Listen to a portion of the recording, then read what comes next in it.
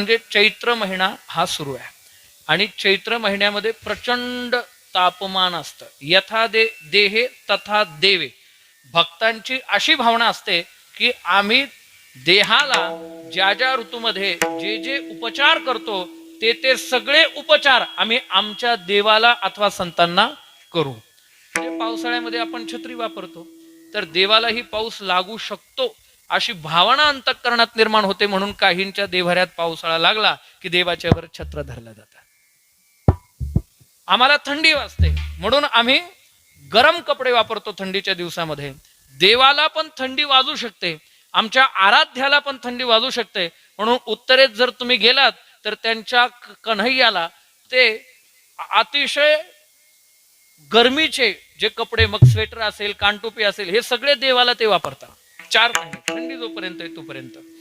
याला म्हणतात यथा देहे तथा देवे. आणि देवाची पूजा अशीच केली पाहिजे. देह भावे पूजिन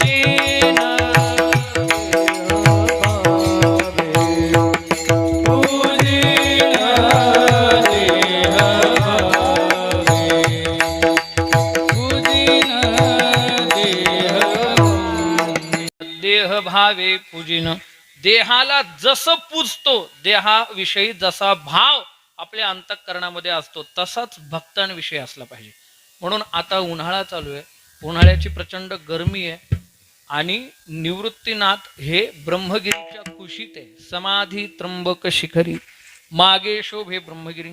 आणि इतर ठिकाणी ज्या संतांच्या समाध्या आहेत त्या संतांच्या समाध्या ह्या डोंगरामध्ये नाही आहेत, परंतु निवृत्तीनाथ महाराजांची समाधी त्र्यंबक शिखरी आहे.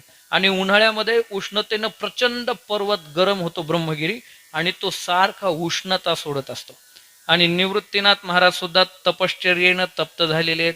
मग अशा वेळी त्यांना शीतलता लाभावी, त्यांना गारवा मिळावा, त्यांना थंडावा मिळावा आणि त्यांनाही आराम मिळावा, ही भावना भक्तांची असल्या कारणाने उद्याच्या एकादशीला दिवसभर निवृत्तीनाथ महाराजांच्या समाधीला उटीचं लेपन केलं जातं. चंदनाची उटी, याला उटीची वारी म्हणतात. विठ्ठल विठ्ठल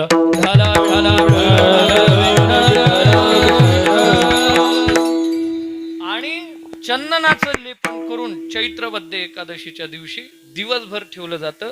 रात्री 9 ते 11 कीर्तन होतं, नेमाचं भजन होतं आणि 11ला कीर्तन संपलं की त्यानंतर शेजारती होते आणि शेजारती नंतर ती उटी रात्रीच्या वेळी काढली जाते आणि तिथं जे जे भाविक उपस्थित असतील त्यांना प्रसाद म्हणून ती वाटली जाते. बरोबर असंच आहे ना, याला उटीची वारी असं म्हणतात.